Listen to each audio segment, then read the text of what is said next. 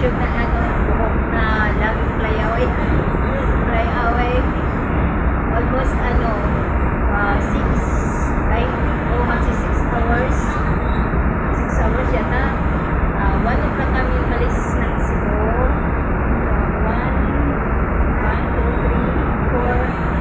5 lang pala. Pag 6, malapit na rin. Naglago ko ng 6. Sa S. Pababa na tayo, papunta ng Ormoc. Tapos travel ulit. Travel ulit tayo. Kalayo travel by sea. May barko. May barko.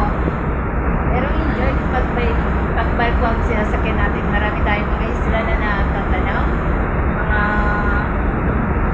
Mga makikita natin. Kasi kung may bus, medyo mas matagal din po yun. Thank you for watching. Please subscribe, like, and share. Annalisa TV and Rose Story. Thank you so much. Please like and share. Bye for now. Update ko gabay ko kayo pag nasa another town na ulit tayo. At least makakapag-drive ako ng 30 minutes only.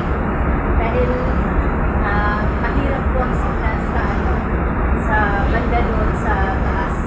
Kahit pag malapit lang sa Cebu kami, medyo malakas-lakas lang. Pero pag umuusad na pagitna, wala na. Loading station na naman. Ganon. So, lalo na pag dito rin sa kailangan ko pang umakit sa pinakapundo.